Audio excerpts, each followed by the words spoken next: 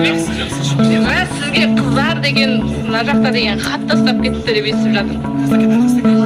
Кім деп ойлайсыз?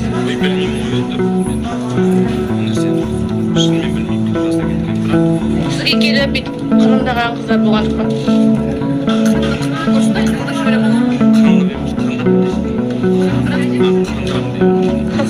Сіз кім деп ойлайсыз? Кім болуы мүмкін деп? Былай бар ма қыздар дегенде?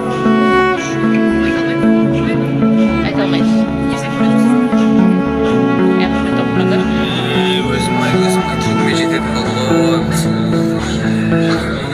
Сондай кішкене өзіне көп алатыны бар оқырмандар.